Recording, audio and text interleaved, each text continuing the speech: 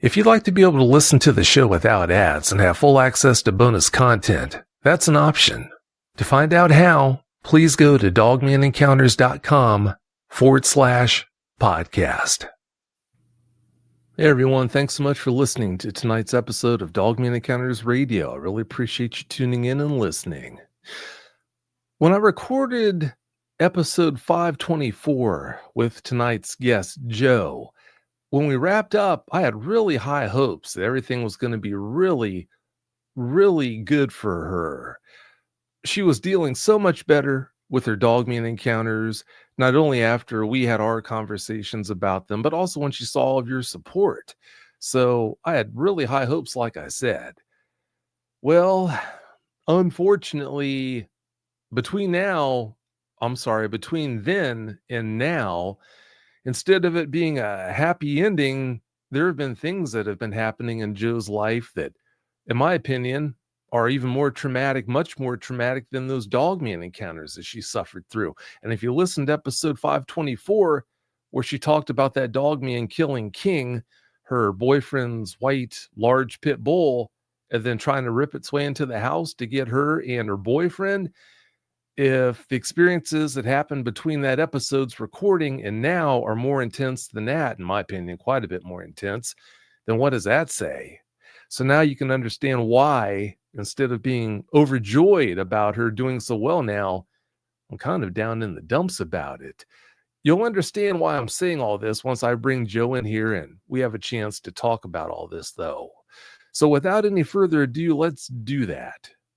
Joe, thanks so much for coming back.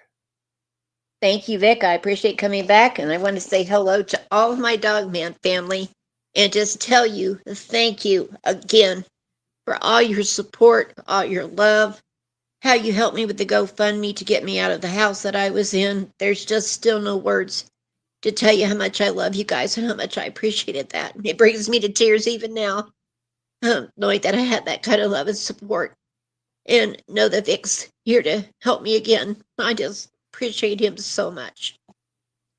Well, like I told you before, I'm going to do all I can to see that through both of the issues that you're dealing with now.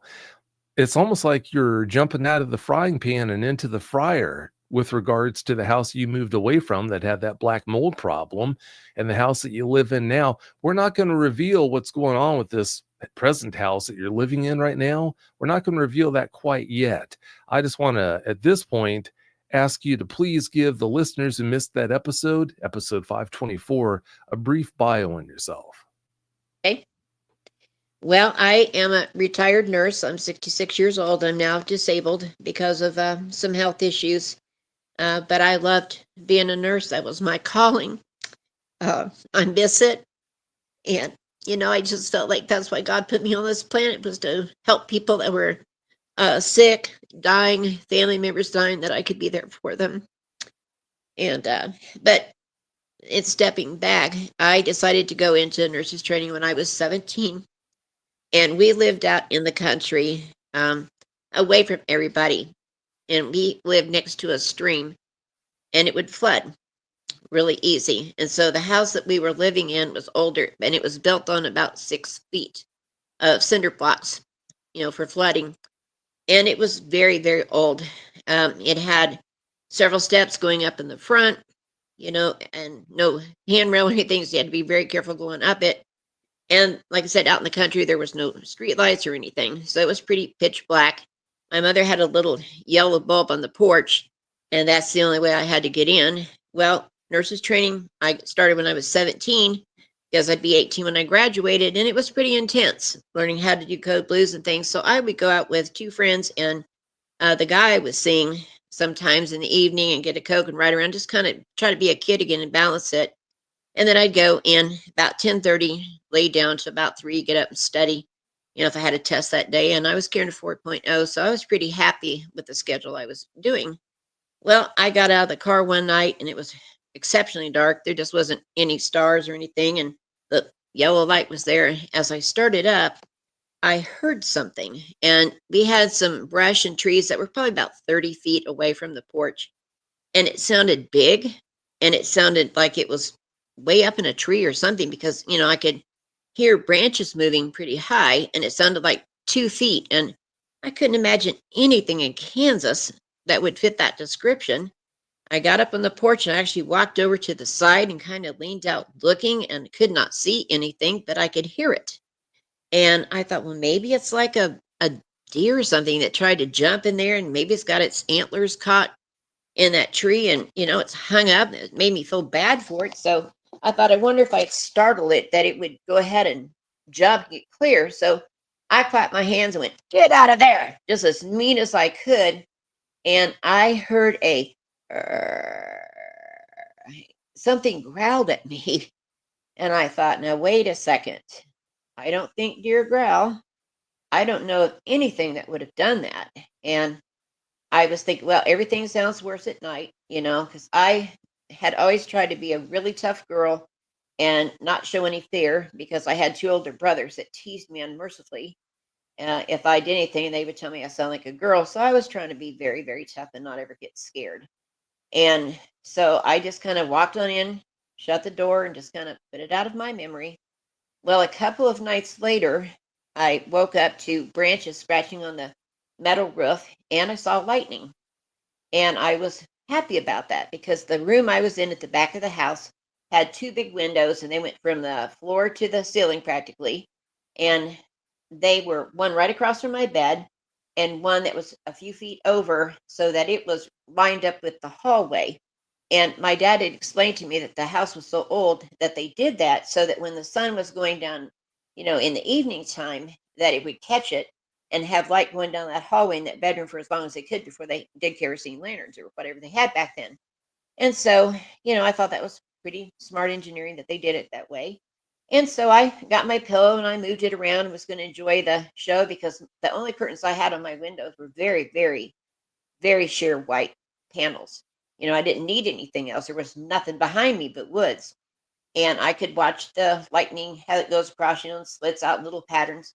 And it's lightning and the storm's coming. But the window right across from me, about 75% of it down, is blocked out. It's black. And I'm thinking, what in the world? And I got thinking, I bet that's my older brother. He's out there. He knows me in storms, and he's holding something up so I can't see it, and to kind of try to scare me because I don't know what's at my window. And I thought, I think I'll walk over there, and I think that I will just pull that back and scare him, and I'm thinking about doing that. And it goes ahead and lightens a couple more times. And I don't know why I'm not getting up and doing what I thought, but something just was kind of like making me hesitate a little bit, because I just wasn't sure about that. There's no way he could hold something that high up, because I know the base of the house is up there. I mean, he'd have to be 8.5, 9 foot in the air. Whatever he's holding it perfectly still. I just couldn't see that. And I thought, that can't be him. And we had an old shed out there. And I thought, well, maybe my dad's laid something up against it. The storm's not quite here and it's blocking it, So I bet that's it. So I got up since I was awake, went down and got a drink, used the little girl's room, and came back. And as I was walking back into my room, I stopped, because this black mass of whatever it was now over in the other window that was lined up with the hallway where I'm at. And I'm looking at the window on the left, and it's clear. I'm seeing lightning all the way down. Now, this one has the dark in it. I don't understand that at all. And so I thought, well, I'm going to go over to the left one, and maybe I can look and see, maybe something blowing around back there. I don't know if I could be doing this. I just couldn't come up with anything. And as I started to go past that window to get to the one on the left, it glided over with me. It stayed with me even, and just glided over. And I thought, now, wait a second. I know that's not my brother. He's never been that coordinated. And how did something that big glide over? And I had been walking to that other window, so I was now only about 2.5 feet away from it. And I'm not so sure I want to pull that curtain back and see what's doing that, but yet my curiosity's getting to me. As I'm sitting there contemplating it, the storm's getting a little bit brighter and stuff. All of a sudden, it comes down in height, and it stops where it's even with me. Now that scared me to the point I started shaking pretty good, because I know it can see me, and it can see me in detail because it's now even with me. and I can't see it. I thought I was safe because it can't see in here, but something's out there, and it's look at me. I mean, it's holding me. And then I heard a little against the window, a little pat, and I could hear something taking in breaths, like it's trying to get my scent. And now I'm really getting scared. Forget trying to play tough. I have no idea what in the world this is.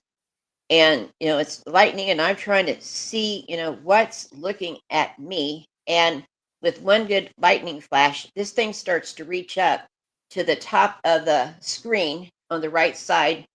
And I was in shock because it wasn't a paw going up. It was looked like a hand. It was huge, like a silverback gorilla, but the fingers and stuff were kind of bony, like a raccoon's would be.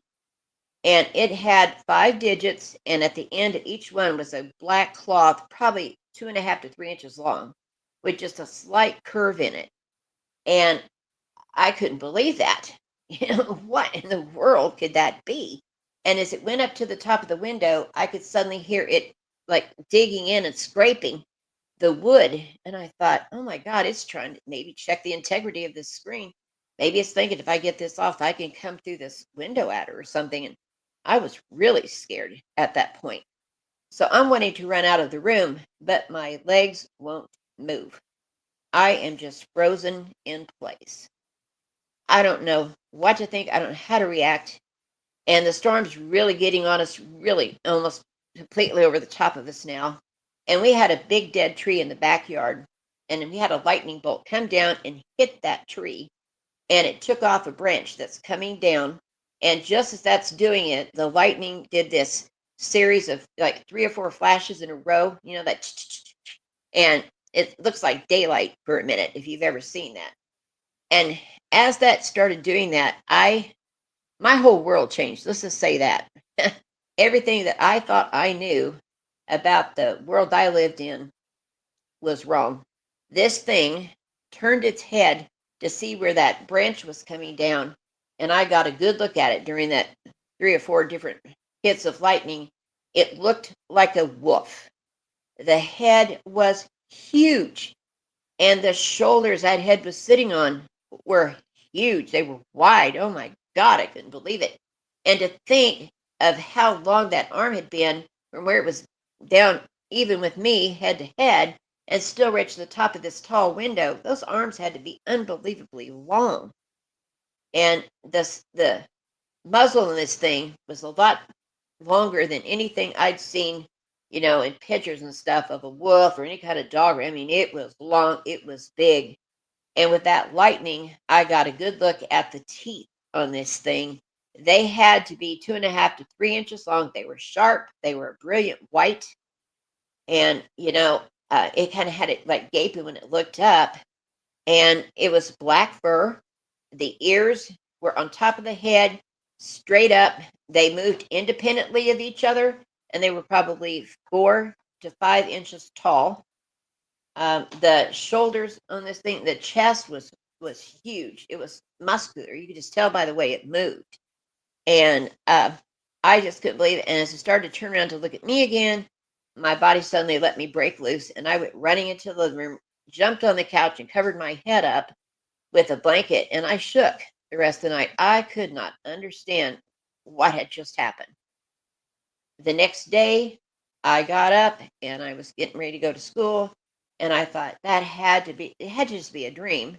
I walk around to the back of the house and look up at my window, and my heart just kind of jumped in my chest because there were the deepest scratches at the top of that window, and there was black paint down below. No, it was real. It had happened. And so I went on to school that day, just trying to keep my mind, on my training. But my God, how could anything like that exist? So I decided to tell my friends that since I was so close to the end of the school year, I was going to start going on home and studying. But the truth was, I didn't want out at dark anymore with that, you know. And I couldn't understand why it was at my window. And I thought, oh no, is this what was out front? And I yelled at it and said, "Get out of here. Did I make this thing mad? Is it like thinking, okay, you want to challenge me? Let's do it." I mean, I have no idea why it seems like it's singling me out.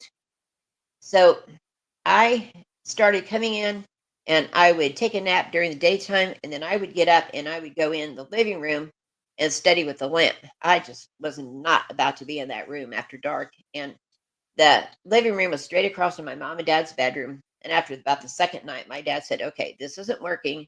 You're keeping me awake. You need to go back to your room." And I said, "Oh, I can't." He goes, "Why?" Well, I didn't want to tell him. And, they'd be teasing me.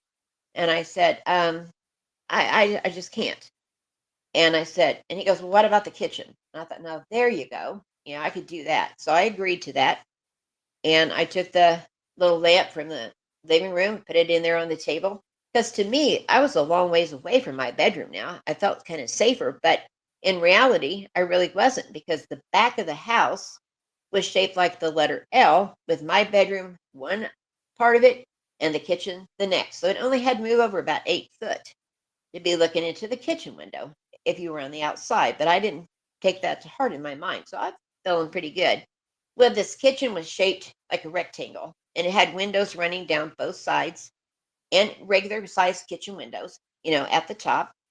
My mother had a white, thick curtain on the bottom pane, and the open pane, it was exposed. We had no blinds or shades, or we didn't need them. We were up 6 foot in the air, and that was at the top. You'd have to be 8.5 feet to look in. So there wasn't any worry about that. She just had a little roof on the top, and it was that way all the way down. At the other end was an outside door. And so I'm sitting there studying, and I'm kind of looking up at this thick curtain and going, "Hey, that's like a page. I can just, memorize things." And I'm going along and feeling really good about it.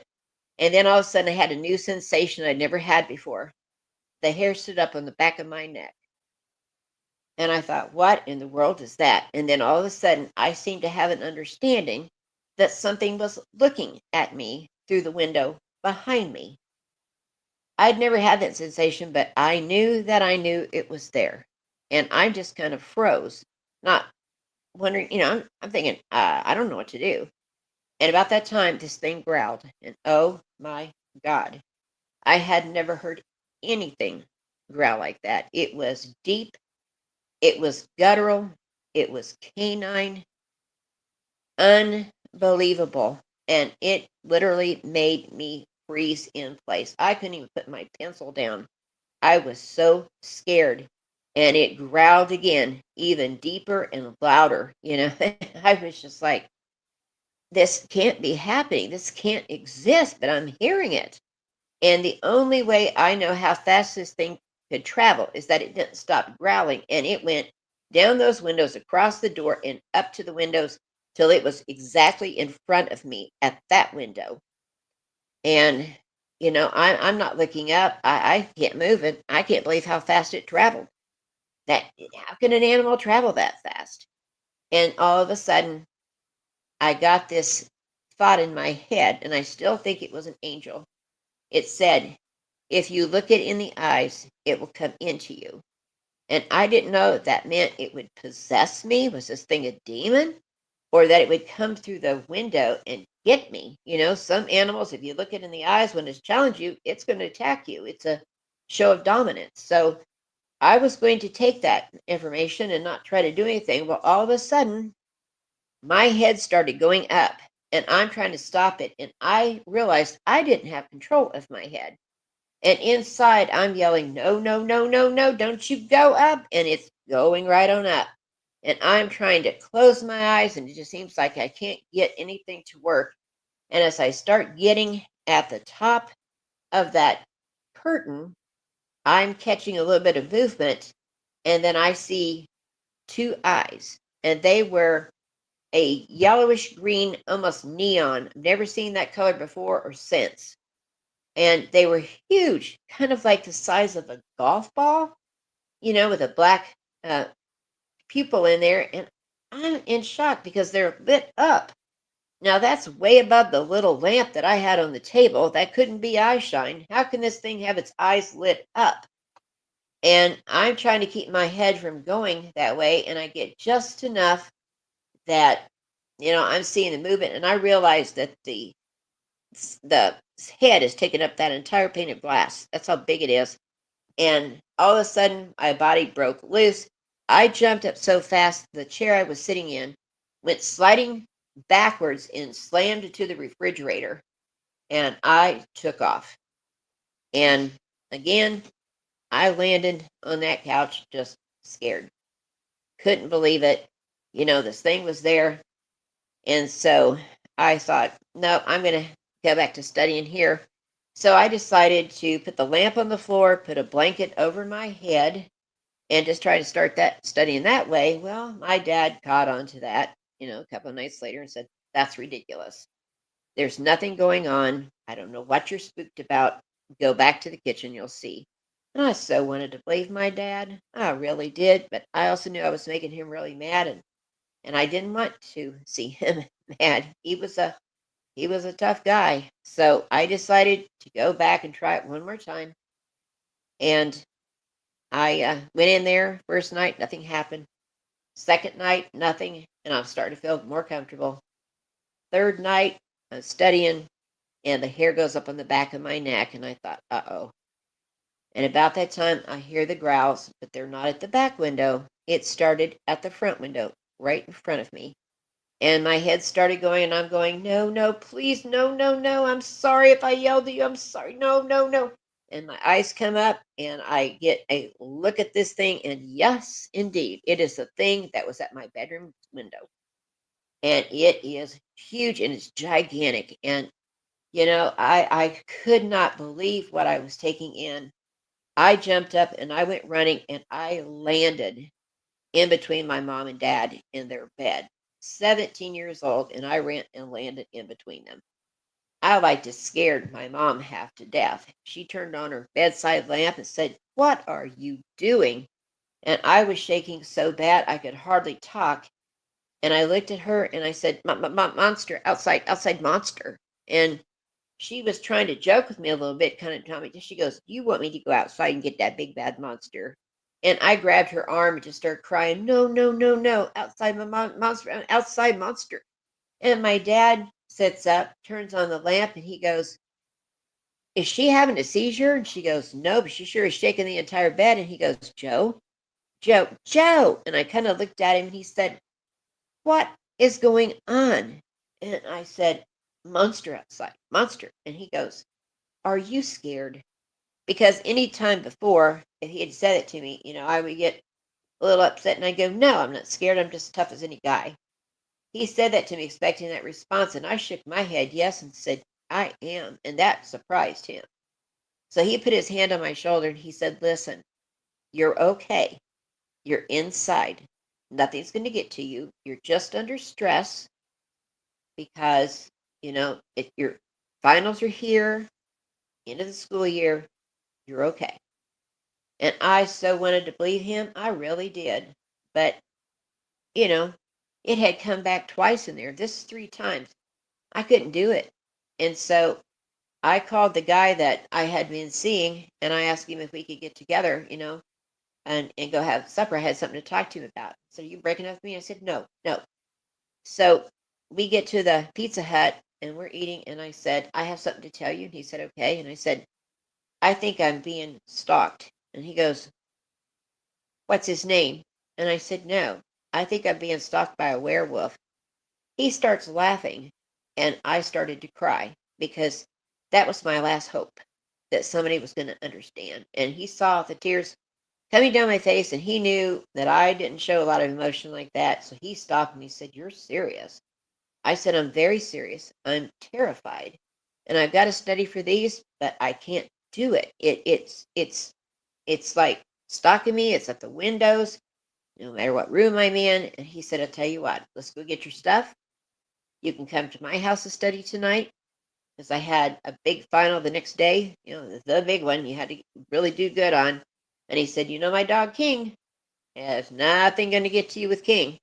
And he wasn't kidding. I've been seeing him for 5 months, and I still had to get that dog's approval every time when I came into his house. And then he was fine with me, but he had to still check me out because he took care of Daddy.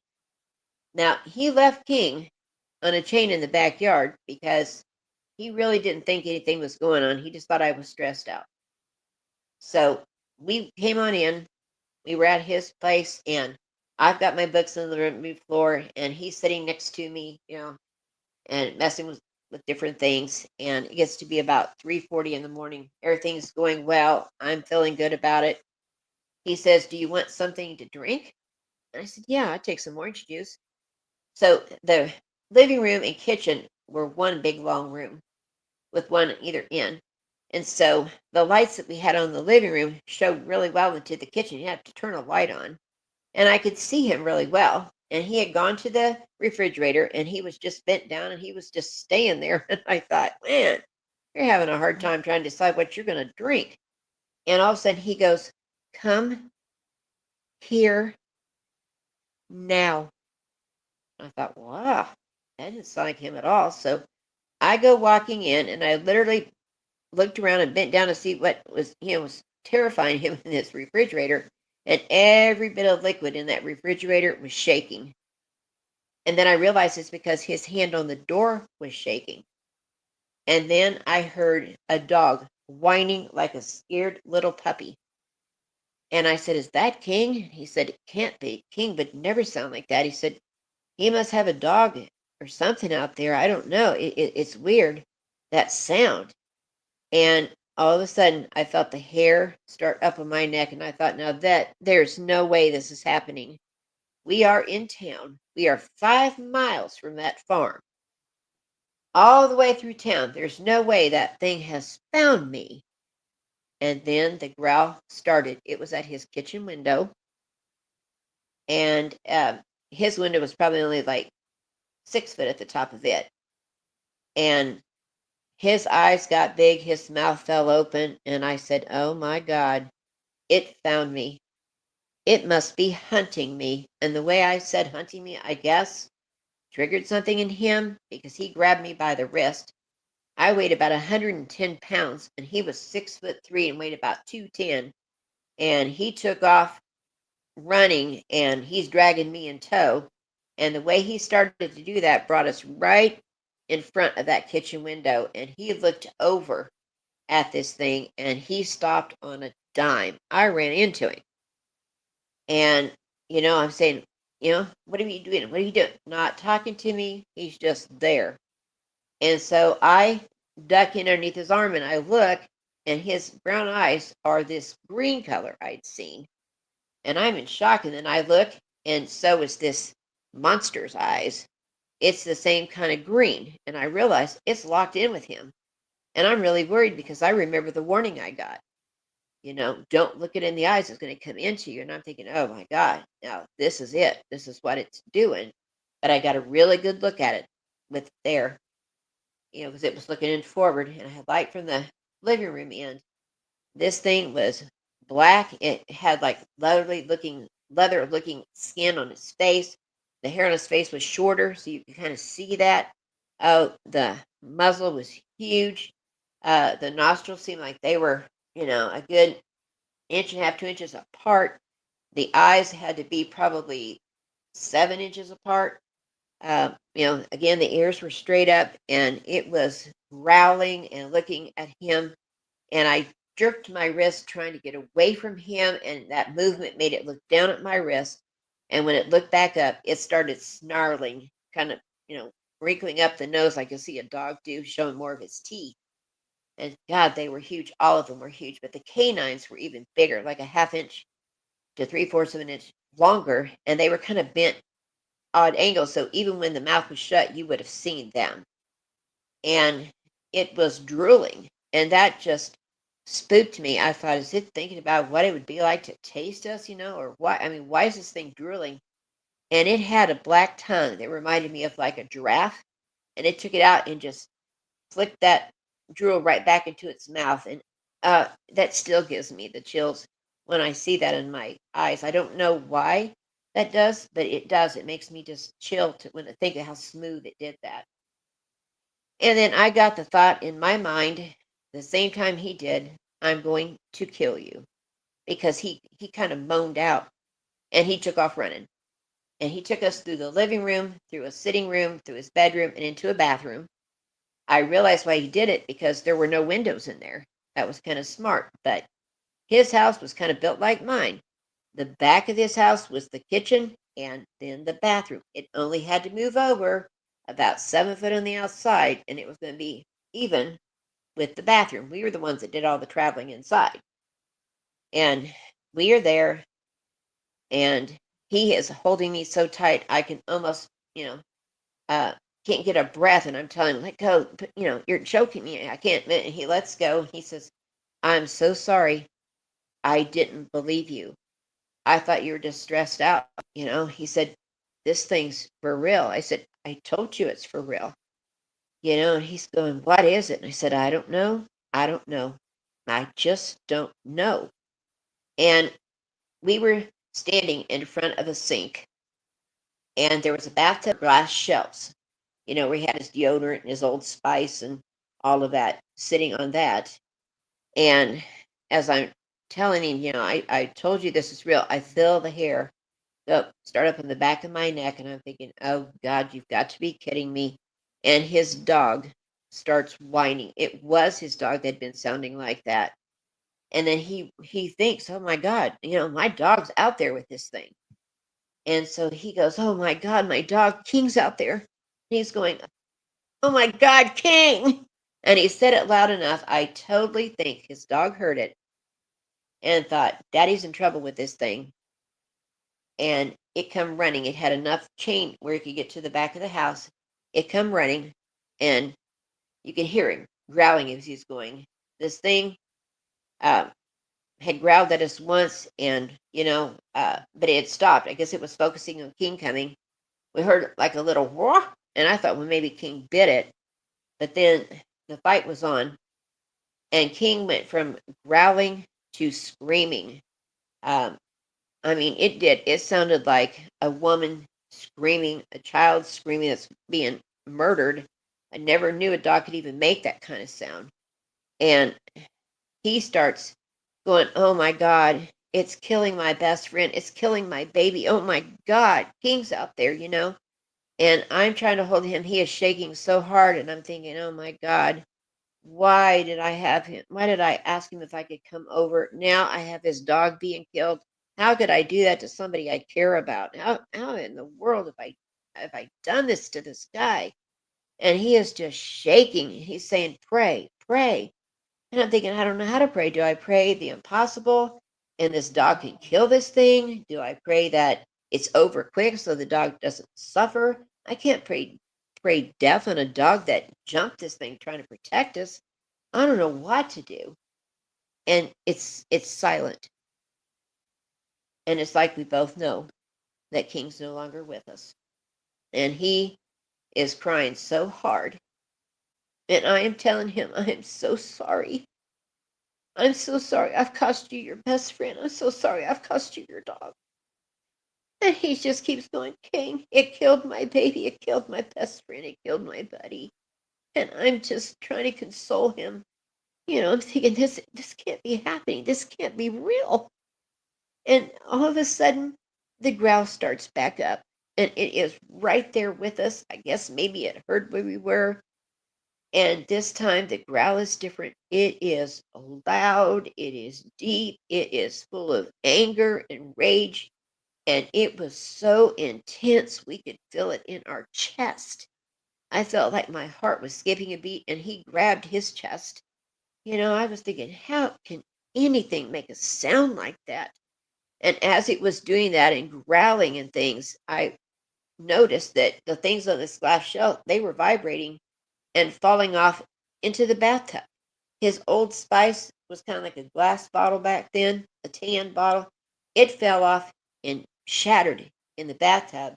And Old Spice was so thick in that bathroom that you could hardly breathe. And to this day, if I smell that scent, I break out in a sweat. It's associated with that moment. And, you know, and then we hear wood, like wood breaking, wood splintering, and we realize this thing is starting to rip through the bathroom, the outside bathroom wall. It's coming after us. It's coming after us. And we don't know what to do. If we go to any other room with a window, it's going to come through. We can't run outside to get away. It's going to kill us. We're just frozen to the spot. What else can you do?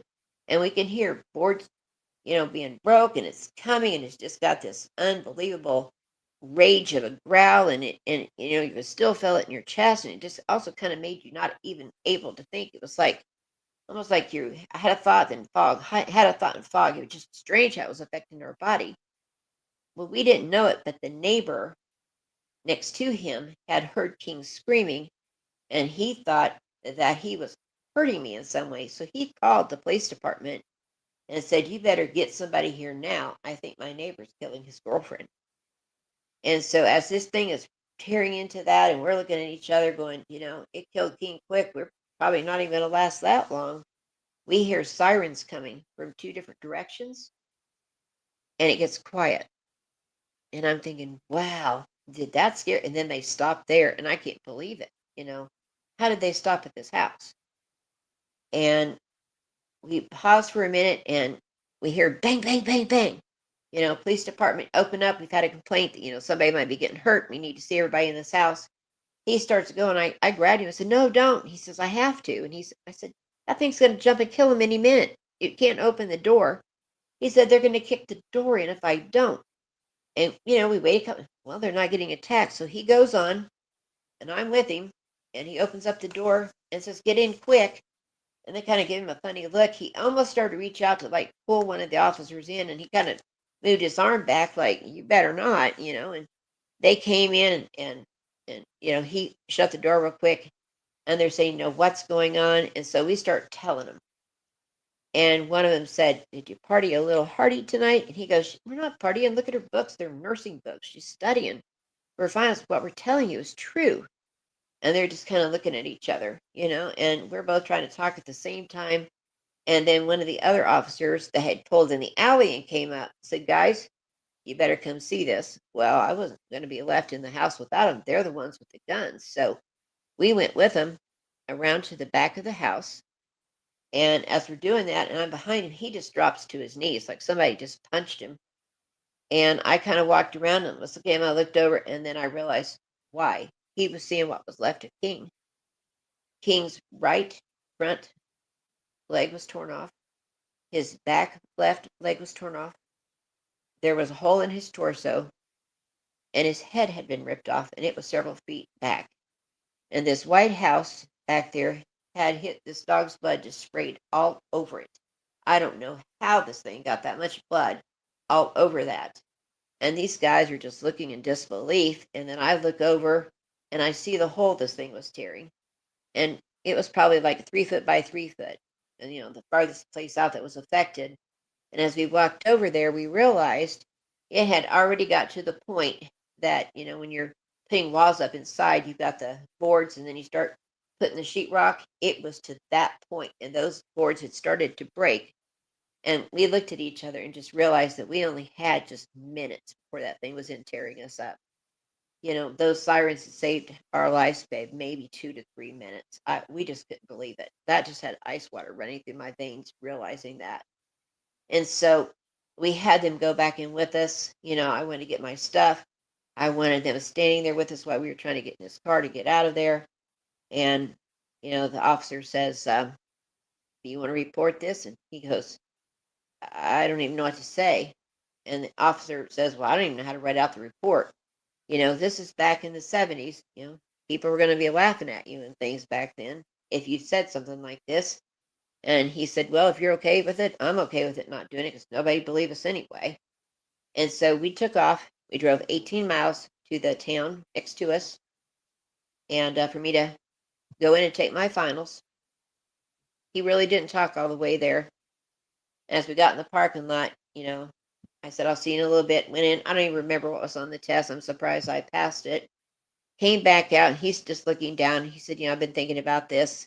I don't think we can see each other anymore because every time I see you, I'm going to think about King being killed." And, I felt like, okay, it's justified to lose my best friend today because he lost his and it's my fault. And so, he took me home. I didn't hear from him for 2 to 3 weeks. Nothing came around the house during those 2 to 3 weeks, but I was still sleeping on the couch, waiting for something to happen at the living room window. I mean, I was really insecure, and he called me and said, "Let's talk." So he came and picked me up, and he said, I haven't really been back to the house. I'm afraid this thing's going to start hunting me now, too. You know, let's leave. And so we went to the state of Oklahoma and started tried to start a life there. And I got pregnant, and we had a little girl, 2 months premature, and kind of stressful. And he told me when she was about 6, 7 months old that he couldn't be with me any longer. And so he left, and I went back, to Iowa, and we did get a divorce and stuff. And so I hadn't seen him for quite a few years, and he had really changed. He was drinking and doing drugs, and I just couldn't believe that he had changed that much. And my daughter went to go see him, and he was out with his buddies, and she was watching the movie Silver Bullet. And he came in during the scene where this werewolf is underneath this greenhouse and is tearing up through the boards to get this guy, and he absolutely lost it. He started screaming at her and shaking, and and she's thinking he's just mad because she's watching a movie and she's 12, but he was having a flashback what was going on, especially with the sound of boards tearing and the growl and roar of this thing. I mean, it was identical to what we'd heard. And he told her, "Don't you ever watch anything like that? Werewolves are real. If you don't believe me, ask your mom." As we had done a pinky swear that day in the parking lot at the college, we would never tell anybody about this. And so when she came home, she didn't take her coat off. She said, "Dad says werewolves are real and to ask you." And I said, "He broke the promise." And she goes, "What?" So I ended up telling her what had happened. I did not tell her about King. She was only 12. And she just couldn't believe we kept that quiet on her. And so, a couple more decades go, and he's on his deathbed, and he wanted to talk to me. And he said, um, "I'm dying of cirrhosis of the liver and things. And the reason why was if I didn't get myself to the point of passing out at night, I couldn't sleep. Those green eyes were burning into my brain. It's like they were on the inside of my eyelids." And I remembered what that thing said. "Don't look it in the eyes or it's going to come into you." And I thought, oh my God, that has affected him his entire life. And he said, "We were wrong by not telling people about this. I want you to start talking about it. It may start affecting you, when I'm gone." He said, "Has it bothered you?" And I said, "I haven't seen it, but I have nightmares every night still." And he said, "Well, maybe they'll help with the nightmares." Because, oh my God, these nightmares were horrible. They were so vivid that pinning me down with one hand on the porch and just ripping my abdomen open and starting to eat my intestines and stuff while I was still alive, screaming, watching it do it. If you can imagine that level of nightmares every night, oh, it was awful, and no relief in sight. And so I thought, well, who do you talk about that? And so I started kind of trying to do some studying because I didn't even know what this thing was called. And then I found out it was Dogman was what it was called. Now this thing you know, had a name to it. It wasn't a demon, it was a dog man. And then I got blessed and I found Vic. And this man knows so much about those. And I started listening to the podcast and learning more about it. And then I called him one day and he started talking to me about it. And he, it broke his heart. I was having all these nightmares and about the dog being killed and destroying my marriage and destroying, his life. And he said something to me that really helped. He said, "If it had wanted to kill you, it would have. You're alive because it wanted to leave you alive. You don't have to worry about being killed all the time. You don't have to have these nightmares like that." And that really helped. And then he had me talk with a lady that helped me with that. And God bless Vic Kunda. He really helped me try to get my life in a little bit better order. And I had some a severe heart attack and I couldn't work, and so I moved into a town in Altoona, Kansas, and then I had problems there. I don't know, Vic, if you want to take over at that point and kind of say what was going on with the house there in Altoona, or if you want me to. Well, if you could bring everyone up to speed on what was going on with that house, I think that would be better. So if you don't mind, please continue. Okay. the day I was moving in, I was in the bathroom putting some stuff in the medicine cabinet, and there was a guy there. This house hadn't been lived in for 7 years, and I heard him break like the sewer pipe or something underneath my feet. And so I went walking out, and I heard the sound again out in the yard. And I said, I think you broke a pipe in here. And it sounded like that. He said, no, that's just the branches being cleared. He said, everything's okay. But he was pulling his stuff up, throwing it back in the truck, and he took off. He didn't even put the cover back on the pipe in the yard. My landlord lived across the street. So I walked over and I told him, I said, I think he broke something and I think he took off. And he said, no, he'll probably be back. And he went ahead and put the cap on. Well, the guy didn't come back, and he didn't come back. And that was in December. So it was, winter time. In March, when we started having, rains for spring and stuff, I started noticing like a sewer smell in the bathroom drain coming up, in the bathtub drain, in this bathroom sink, I should say. And, it'd be for 2 or 3 days. And then after everything had dried out, it wasn't there. But it started getting a little bit worse. And I had been living there for like a year and a half, and I was starting to have trouble breathing.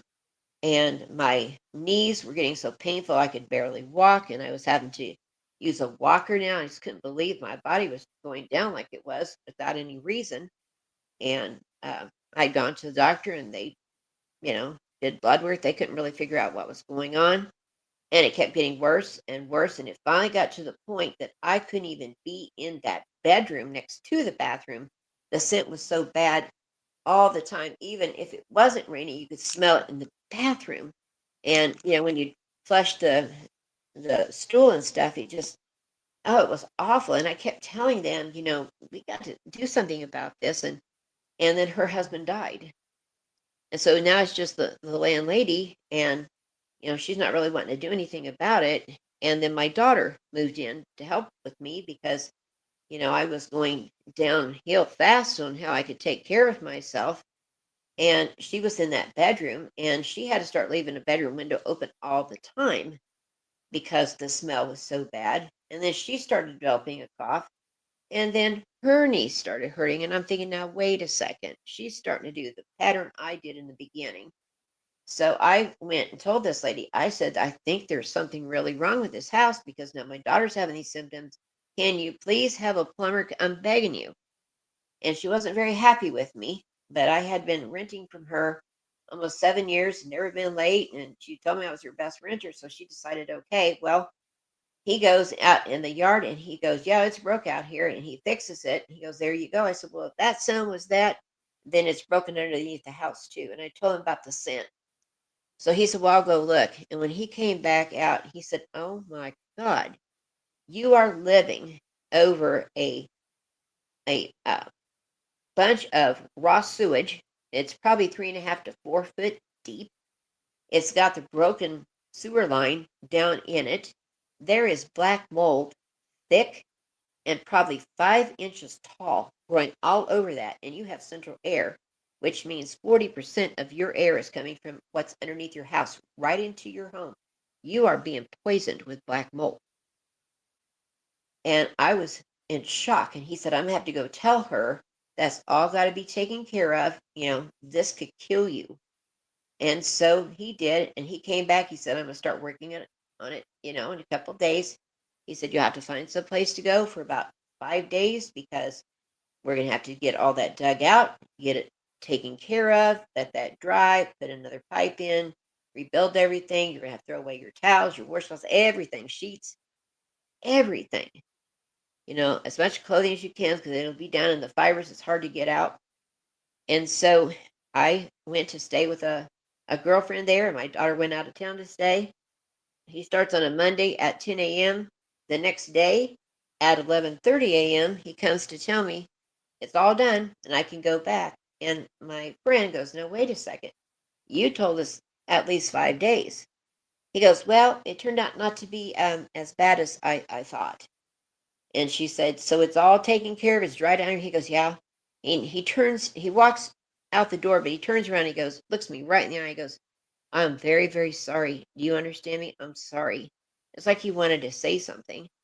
And he left. So I went back and we started living there, and you could still smell it. It wasn't as much, but we could still smell it. And then we got a heavy rain, and it was like you could smell it in the yard. It's like he had mixed that in, with the dirt in the yard, because he had dug a big place outside the house there. And my daughter said, I think he didn't take that stuff anywhere. I think he just mixed it into the dirt. And I said, I don't know, that's bad. It's about that time this landlord came over, and she said, I am giving you 30 days to get out. And I said, get out. She said, yep. You had to open your big mouth and tell them about it. And it would have cost too much to fix it. You got 30 days to get out. If you don't, all your stuff's gonna be sitting on the front lawn. Now at this point, 7 years, I'm very disabled. I can't get my stuff and get out like that. And I said, are you serious? And she said, oh yeah. And so we started trying to find a place to go. And Vic, bless his heart, had started a GoFundMe, asking for 5,000 because I had to have somebody help me move and help me pack. I'm disabled. My daughter's not doing well, and that goal was met and then some. Thanks to all of you people again. Thank you, and I love you so much. And we found a house, in the town that was about 9 miles away, one story, um, had a fenced-in yard. I mean, it would be great for us. And the people had bought a house in a town, and they were going to be moving out in 30 days after their house was ready. Well, the guy fixing up their house ran into a bunch of problems, and they weren't going to be leaving for about 3 months. So that gave me about 2.5 weeks to try to find some place to go, and I was desperately trying to see anything in the 3 towns in that area. And I finally found a guy who said, well, I just bought 3 houses from income tax, or excuse me, not income tax, but past due taxes on the property. And there's one that would be big enough for you guys, and I could start fixing it up and try to have it ready in that time. I've got a team that we could try to do that. And I was so blessed. I called Vic and said, well, I think we're still going to be okay. We have found another house. And so he starts doing all kinds of stuff in here. He had me sign the lease before I even had a chance to go in, because there was not a rent built yet, that I could go in and see this place. And he told me, I'm putting a lot of money in this, so I'm not going to do this. You're not going to take it. So I need you to go ahead and sign the lease now. And I started to read it over. He goes, I got to get back over there. And I thought, that's kind of silly of me to do, because this guy is doing so much to help me. I shouldn't be acting like that. I kind of felt bad that I had started to. So I signed it. And 3 days later, he tells me, because, I told him that we were going to have a stove refrigerator and stuff because you guys had blessed us in the GoFundMe. And I guess I shouldn't have said those words to him, because he told me that he had ran out of money and he could not afford the ramp. I would have to build it and, buy the materials and have it built myself. And I'm in shock, because that's staying with the house. And I was praying. I thought, I don't know how much that's going to cost. And I just really felt like the Lord impressed on me to call the high school. So I called and found out that the shop teacher did help build ramps and stuff for people who were disabled and elderly.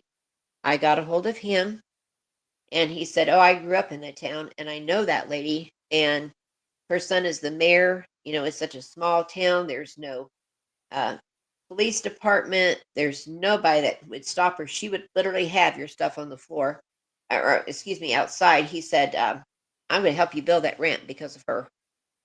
And he got 4 teenagers from the school, and God bless them. With $1,000 in materials, they built a ramp that I could get in. And so I had to hire people to come and help me get my stuff out.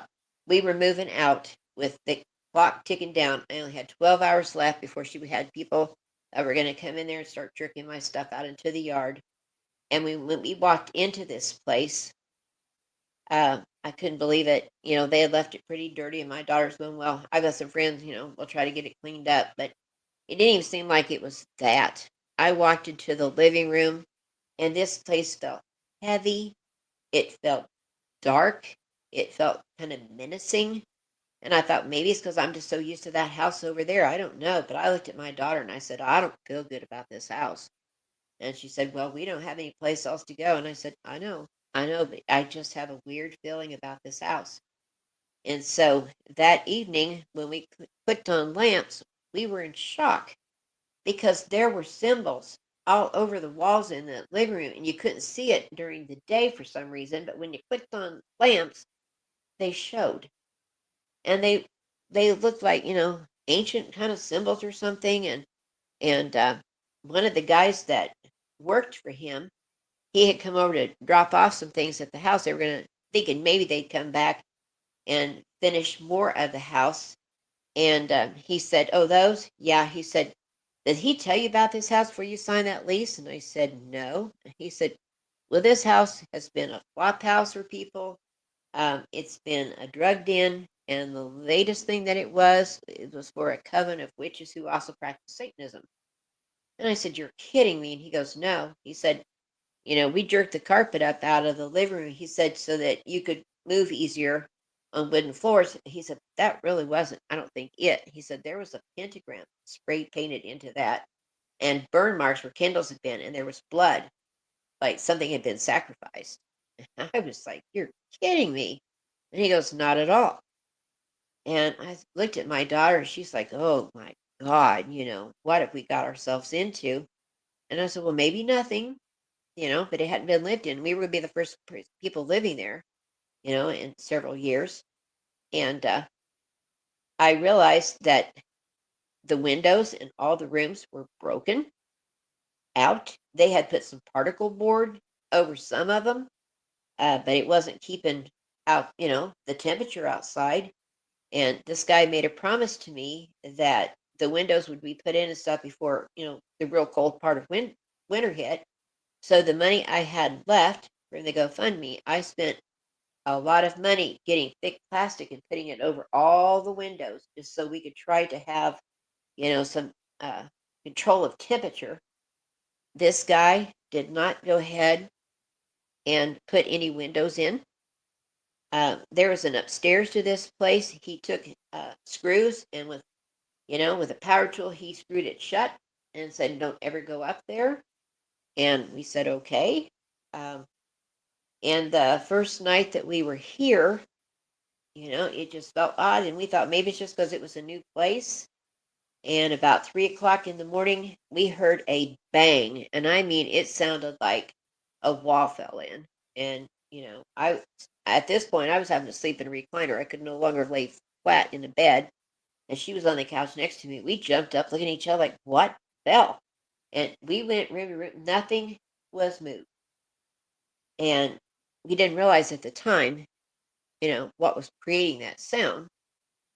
And she decided she had to have a break from all of this. So she went to stay with a friend, in a house that was unpacked and stuff. So I was here by myself on night 3.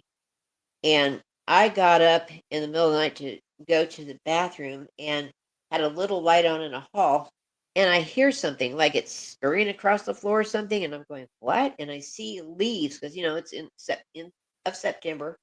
And they're blowing in. And I go, "What?" And I look up and I realize the outside door is wide open. And the storm door that they had on there still had the cinder block. They put it back to bring stuff in. And I'm looking at the neighbor's house. Well, this terrified me. I thought somebody had walked in and maybe they were in my daughter's room. The minute you walk in the front door, immediately to the left, it's her room. So I was scared to death. I pushed that open, and nobody there. So I shut that door and locked it and kind of stayed awake the rest of that night, just kind of thinking, well, maybe she didn't get the door secure, you know, uh, maybe it was just a fluke. Well, that wasn't the case because it seemed like after that, at 3 o'clock in the morning, you could almost expect something to happen. The dining room light would come on by itself. Uh, you would hear those bangs. And then we started hearing somebody like stomping in big, heavy boots across the ceiling upstairs where nothing was supposed to be, or dragging heavy metal objects or something up there, across it. But yet there's not supposed to be anything up there. We're looking at each other like, my God, we went from a house with mold to a haunted house. This thing has something in it. And I told her, I said, with it having been witch, it may be something really evil. Well, when we washed all the symbols off the walls in the living room, we messed up because it was like that was kind of holding it back a little bit, and now it was going in full speed ahead. I had some ladies come over to take oil and anoint windows and doors, seeing if that would help. They were trying to tell it to get out of here. We were in her bedroom and we felt the floor. It felt like and sounded like it dropped 3 feet underneath our shoes. And it hadn't moved at all, but we all felt that. They took off out of this house and left me. Um, it started getting, more intense. We would hear something in the kitchen. We'd go in there and pots and pans silverware had flown, 6, 7 feet across the room in the middle of the floor. In the pantry, cans would come flying out of the pantry. Paper towels on top of one of the cabinets we had in there would come flying clear off into the kitchen. I mean, it was just crazy how things were starting to move. I Uh-oh, wouldn't Joe, block. you're cutting out. Am I really? I'm Okay, now sorry. you're back. Um, You're back in front now. of Thank goodness. okay, in front of the TV, I had 5 wooden blocks to be given to me, and it was JS a Heart RN given to me when I was director of nurses. Those started getting turned sideways. It was crazy. You could straighten them up, go back by an hour later, and they were turned again, or they would fly off. It would seem like it was getting stronger. The more afraid we got, the more it seemed to energize it. We started fighting all the time, so we never did over nothing. And it was just crazy. um, she would just explode for no reason. And I seemed to have no patience with her. And it was almost like this thing was creating that. So we would fight and energize it. It was just nuts. And it started really focusing on my daughter. And it started being in her room. She'd wake up and she had a little light on. And she would look up and it would something like black and tall would be, standing at the bottom of her bed staring at her. And so she would turn on a lamp and it would be there and she'd run in here telling me about it. And I said, well, if you want to sleep in here, she said, well, my bed's so comfortable, this couch isn't. She said, maybe I was dreaming. And I was hoping she was, but I wasn't too sure about it. And then she had a friend come over to spend the night, and this person got shoved off her bed, got them by the shoulder and pushed them off the bed. They were wanting to go back home, terrified. She couldn't believe that was happening. One time I was gone to the doctor and she had a friend there and they had her bedroom door shut and they see feet walking by, big black shoes or something walking by, and they knew I was gone. They were afraid to open the door to see if somebody had come in the front door. Front door was still locked. Trying to think. This thing got so heavy upstairs that the ceiling fan would move when it went past it. So you knew it had weight to it. But how was it getting up there? We got afraid that maybe somebody had broken in through these windows up there that were broken, and maybe we had somebody living up there. We didn't know what was going on. And I'm complaining to this guy, and he's acting like I'm crazy. And we're getting into winter time, and he's not put any windows in at all. And uh, you know, I even with the plastic, we were so cold, and I had turned on the heater up really high, and I was paying $550 in utility bill, and I couldn't get us over 62 degrees in here to try to stay warm. We were like wearing coats and everything all the time in our own home, just trying to stay warm. It was crazy what had been done to us. And he had taken out the broken kitchen cabinets and he'd put in these cabinets he claims was from a house, but it had to be from like a fifth wheeler because the kitchen sink is only about 5 inches deep. And the drawers you pull out, they are so, shallow and small. I can't even put my silverware divider in it. I can't even lay a bottle of water sideways in it. And so he was telling us we just have to stack your pots and pans up somewhere, I guess. I was like, "Are you serious? You told me you were gonna have this ready for somebody that was disabled." And he just wasn't doing anything. And one of his guys came by to get some tools, and I said, "Look, I'm gonna get pneumonia with this. I already have compromised lungs from all the black mold damage that they discovered with test. I can't be in front of these windows this cold." And he could see with the plastic, the window next to me was blowing the curtain. And he got feeling guilty. He said, I will take that window and I'll go put glass in it and I'll be back. And so for 2.5 hours, I sat here with blankets wrapped around me, just freezing. It was cold and rainy that day. And he puts it in and he comes in and he says, this floor was down about 3 foot on this side. And we jacked it up. And he said, somehow when we did that, we've twisted the foundation or something. He said, this window, I had to take some um, putty, and things and put it in. He said, don't ever try to touch that window to clean it. If you do, it's going to fall out and break out on the ground. And I'm like, are you kidding me? He goes, no. And I'm thinking, well, that's not going to help. And sure enough, the curtain still blows.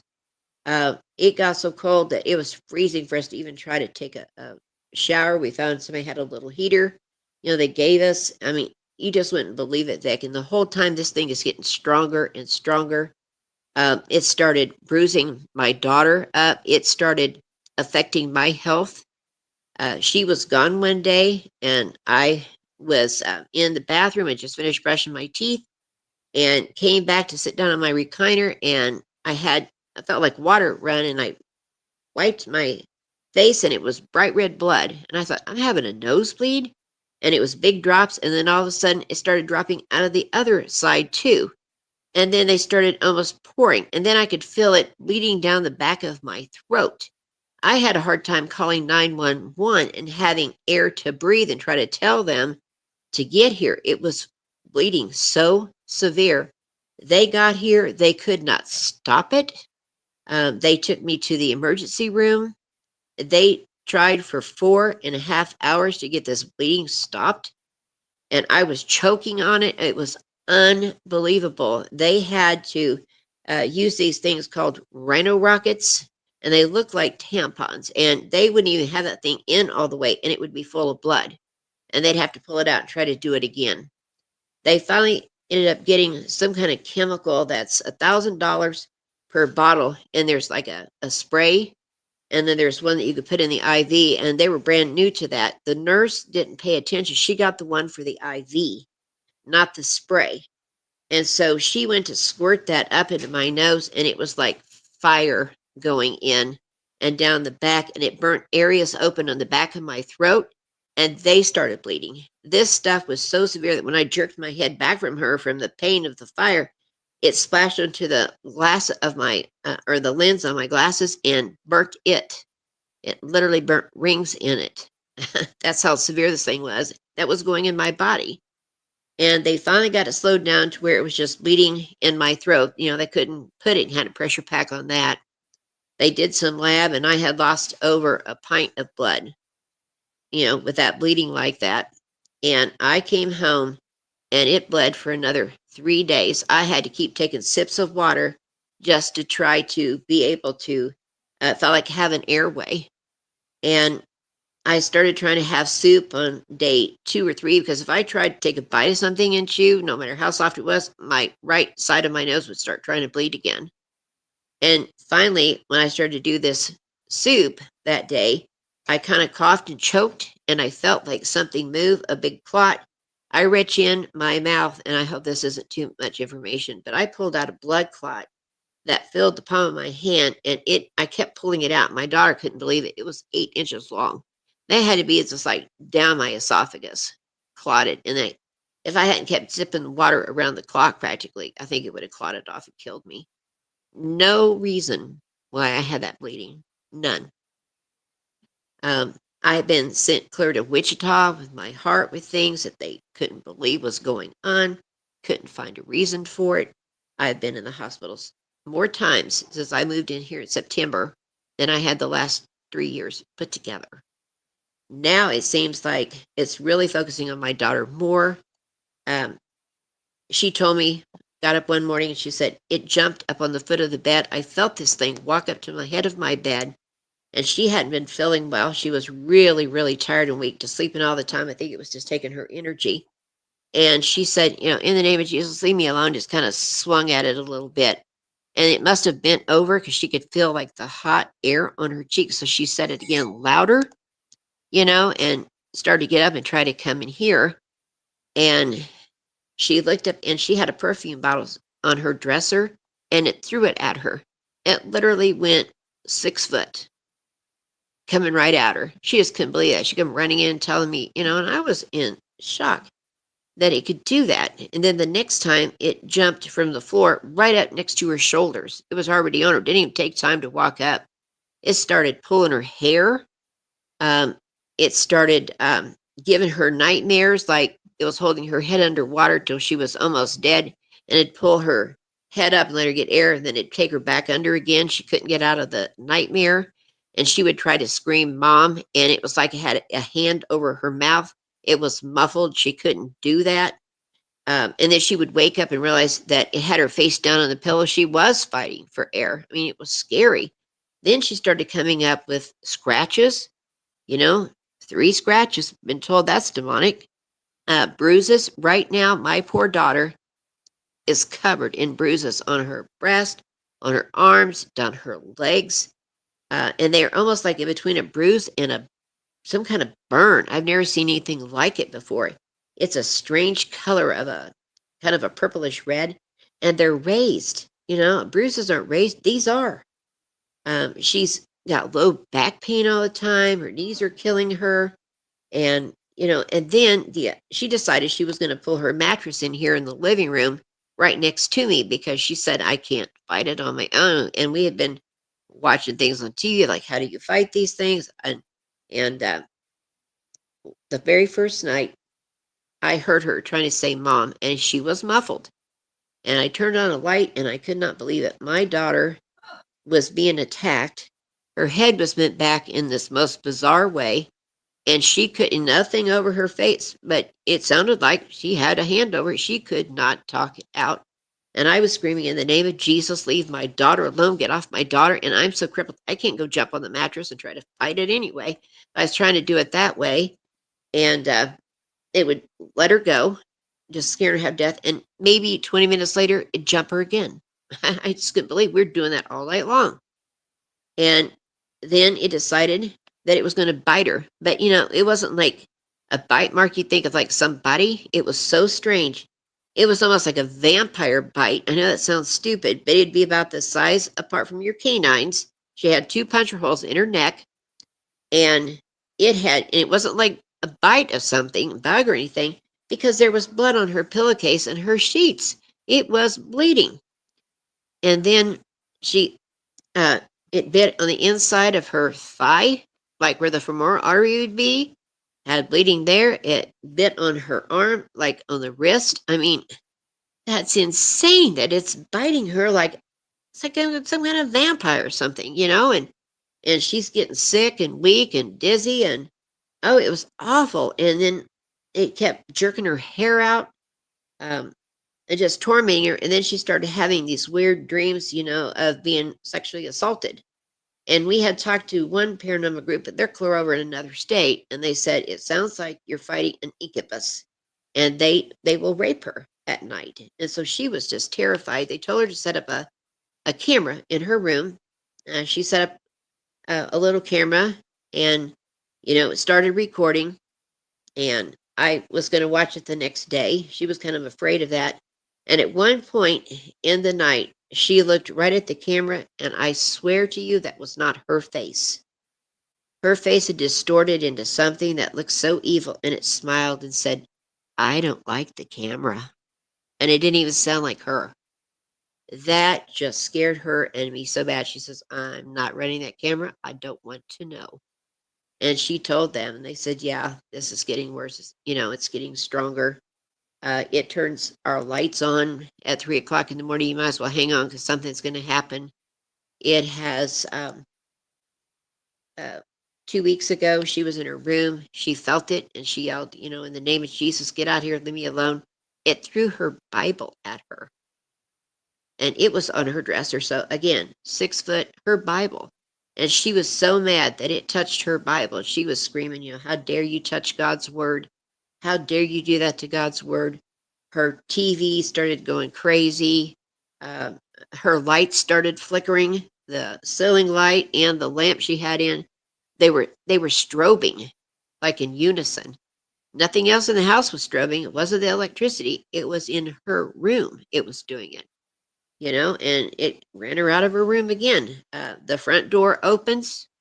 by itself. You can have it locked and you will hear it. Disengage the lock and turn it and open it. It moves, the dining room chairs get moved out. It will throw things, in the bathroom off, and just destroy the bathroom. You have to keep picking stuff up. The sounds are crazy. Uh, we've heard laughter. It sounds like people talking. We've heard growling. The other night we were here watching TV and she said, Mom, turn off the sound. Hurry, hurry. I clicked the sound off and if somebody's running a lawnmower and they hit gravel or something, how that would sound hitting your house. Of course, it's in the middle of the night. Nobody's mowing, but it sounded like that right across those 3 windows at the end where I sit. And it was really focusing right by the window that I sit at, just blasting that. And I was thinking, oh man, it's going to push that window in on me because that guy said it can't be touched and it's going to get me all cut up, So I had a fear of that going on. I'm trying to think of what else. Let's see. It's broke dishes. They've fallen off. It's dumped trash cans over. And I have a skill worker that comes in to help me with things because I'm so disabled now that I can't do housework. And he was in putting stuff up in my bedroom and something brushed past him, scared him. So he just grabbed his cell phone and just took a picture. And he comes walking into me. He said, My God, look at this picture. And it looked like a man, a woman, and a child holding hands. They were gray and black, and they were levitated about 3 feet off the floor, staring at him. He didn't want to come back and help me anymore. I have called churches. I begged them to come pray. Nobody will come. I've tried calling paranormal groups anywhere close to me. They won't come. Just the one in Wisconsin. And then we found out he's just doing a case study. He doesn't know anybody in Kansas that can help us. Here we are. We've had black mold, and now we're into this house that's freezing cold. The city came to do an inspection on it because I called him at one point and said, I don't even think this is livable. And, my health is terrible. So he comes in and does a round with this guy. And he's telling, oh, yeah, I'm going to have those windows in before it gets cold. I'm going to go ahead and put, foundation's going to have some insulation put in it. I'm having it all fixed up. Never did any of it. And then I found out later he's best friends with that city commissioner. They just did it to shut me up. It's just been a nightmare, and I can't believe that we're going through this after the Dogman thing and the black mold and now this. And so, I called Vic and was talking to him about this because he's always been my hero and helped. And, I asked him if he knew of anybody, and he said, well, we'll get looking. And he sent me a site, and I called them, and they would have to be coming from Kansas City. It'd be about a 2.5-hour drive. They told me there'd be a team of 5. It's $3,000 for them to just get here, and then all their materials stuff on top of that. I can't afford that, And I told Vic, and he said, "Yeah, we'll find somebody else." That's unbelievable. They could charge something like that when you're in the middle of a crisis situation. Vic, can you think of anything that I've left out? Well, I'm not sure if you mentioned, I think I heard you mention the fact that you contacted the Catholic Church and they were of Yes. no help, which is just horrible. That's what they're there for, supposedly.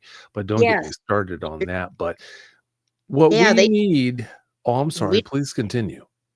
he said, "No." He said, "Well, first of all, are you Catholic?" And I said, "No, sir, but I've seen a lot of things and where the Catholic Church does come in." He goes, "Yeah, well, that's the movies. We don't do that. You'll have to find somebody else." And hung up on me, and that really hurt me because I Wow. really helped me. And I called other churches, other pastors. They didn't even return my call when I told them what it was regarding. There just doesn't seem to be anybody that cares. And I just can't take it anymore, Vic. I can't take it. I've been through so much. I just want, before I die, I just want some part of my life that is peaceful and and you're happy you're living it. This is crazy that this is happening to us. I just can't believe it. I just can't believe it. And my daughter, my God, she's just getting tortured every day and I can't stop it. It's awful to hear her. And, and now she thinks, and I asked her if I could say this, she thinks it raped her the other night. She's, Wow. she's very sore and she's bruised in that area really bad. Vic, we have to do something. And, I talked to him and I said, I think there's something in this house. And he kind of laughed at me and I said, could we please just move out? He said, oh, yeah, but your contract says, if you move out, you have to pay me the $625 per month rent clear to the day that the year 1 year lease will be up. So if you got that kind of money to throw down, go for it. And I had to pay $1,200 down for a deposit. Thanks to you guys, I had it. But for what, a house that's not even hardly able to be lived in, And I still have broken windows. And a lady that is 2 years younger than me rents from him. I found out her house is all broken up. Her husband's in a wheelchair, and she's been cutting cardboard boxes and putting over the holes and trying to, seal them in with duct tape until it rains, and then she has to do it again. That's awful, Vic. That's awful that he's doing that. And he told me that he prefers to rent to older women, that are disabled because they always pay their rent on time and they're nice and they don't tear your homes up. And now I think it's because he knows he can run over us. Oh, I'm sure that's why he does it. I don't doubt that whatsoever. But what he's doing is so illegal, it's not even funny. Everyone listening, here's exactly what I hope to accomplish from tonight's show.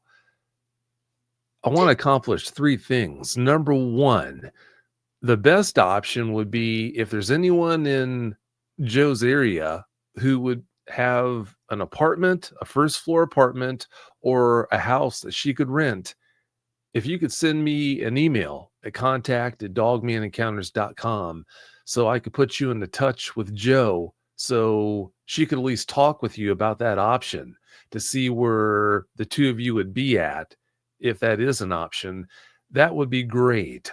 Number 2, if you're a real estate attorney who operates in Kansas, I'm sure you're probably doing backflips right now, listening to all these things that Joe has been made to bear with this new home.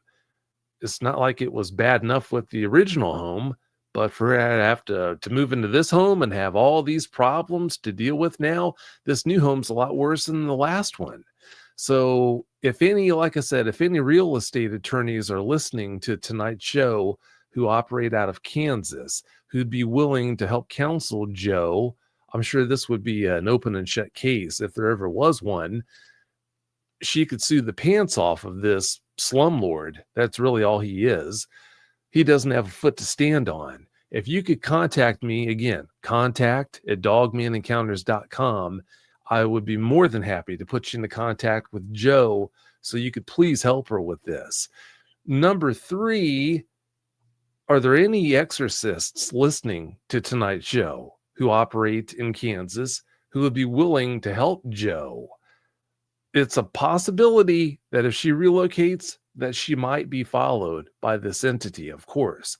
Hopefully that's not going to happen, but if there is an exorcist listening who could just head off this problem at the pass, so that isn't even a threat. So the problem is just gone. It's dealt with properly and it's gone. Again, contact@dogmanencounters.com. Please reach out to me. Let me know so I can put you into contact with Joe. I can't tell you how grateful I'd be if you could do that. And also, of course, Joe would be as well. So if we could accomplish those things, I'd be doing backflips. I'd be so happy because no one should be made to bear any of these problems that Joe is dealing with. It's just ridiculous. Like she said moments ago, she just wants to live in peace. Is that asking too much? Not at all. Not at all. So if you can help Joe, by all means, please, like I said, contact at dogmanencounters.com. Please reach out to me and let me know so I can put you into contact with her. Can't tell you how much I'd appreciate any help you can offer. And also, so that everyone listening knows, if you can't help in one of the 3 ways I just laid out, the GoFundMe page for Joe is still active. It's in the description for tonight's show. Any help you could give her, any financial assistance would definitely be appreciated. You've already done so much. I mean, it's just, I can't say enough about all the help you've given her. But she wasn't expecting to have to deal with all these issues as well. Windows that are filled with plastic or covered with plastic, all these other issues. So, Joe, yeah, we're going to try to get you more help even to deal with these issues. I mean, I don't know what to say. Sure that GoFundMe page is still up, Vic, because nothing's been through there in a long time. It is still up. Is it? Okay. And the link for it, like I said, is in the description for tonight's show. So whether you're listening to tonight's show via YouTube or if you're listening via podcast, if you're using a podcast app, which more people listen that way than via YouTube. Either way, if you go to the description for the show for tonight's show, you'll find a link to Joe's GoFundMe page. So one way or the other, we're going to try and get you some help, Joe, because like I said, you should not have to deal with this. Yeah, to tell you, this thing likes to do to me is I have my walker has a seat, because I can't walk very far.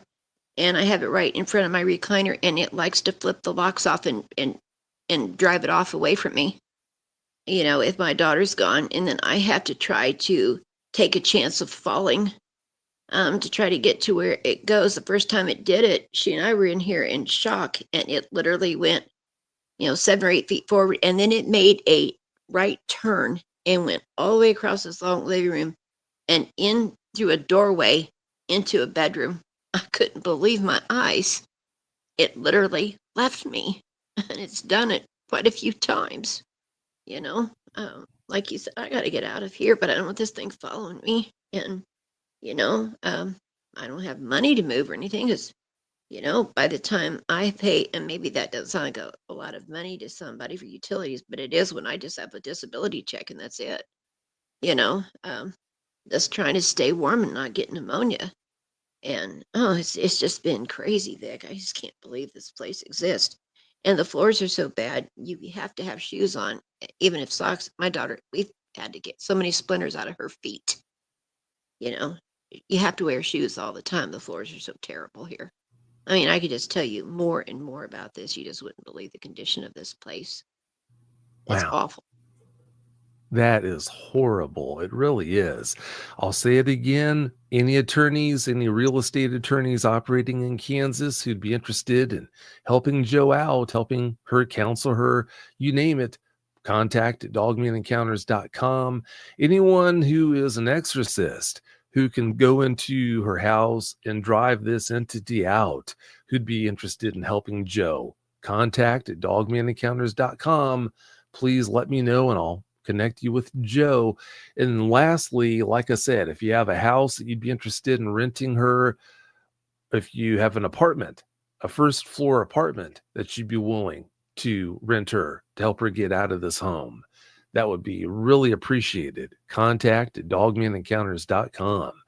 Joe, as far as getting people to help you drive this entity out, I know a lot of people who deal with this sort of thing, but when you're dealing with an entity like that, it's vitally important that you go about this sort of thing the right way to avoid making the problem worse. So that's why I'm calling out for an exorcist. Anyone who's really, really experienced when it comes to dealing with these things the right way so that you don't have those problems that you'll have if someone with less knowledge tries to come in and they don't go about this the right way. So I just wanted to make sure you understood why I was asking for an exorcist to do that. You are so right. I had one guy come in and he said, I can take care of this. And I said, are you sure?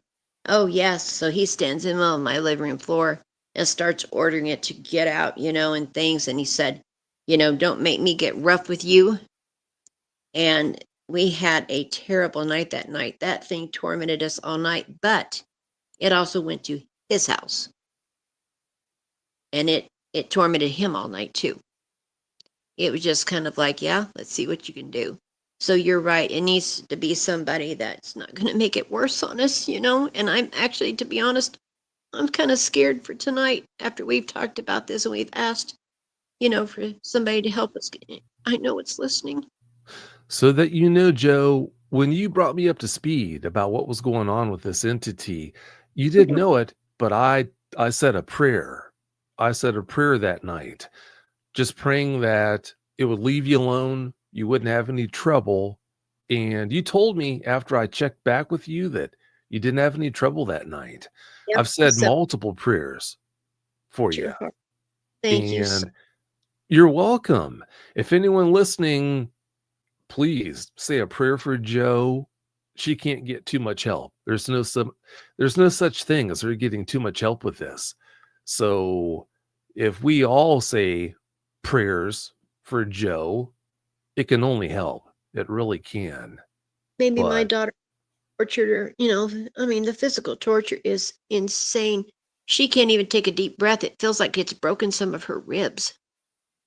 You know, she's walking around with an ace wrap around her ribs, Vic, because it's made her so sore from.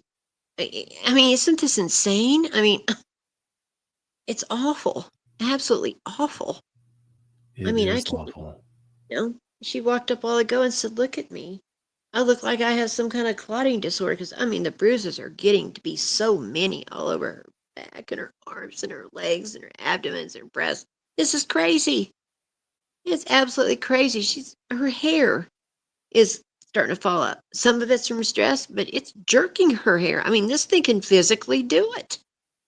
I can't believe it can throw things that, you know, as heavy as it does. Man, is that that's not a ghost, that's an actual demon, isn't it? When it can do that to that degree.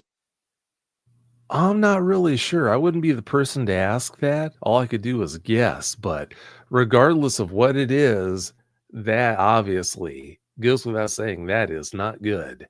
So I'm really hoping that people reach out who can help you with these problems. I really am.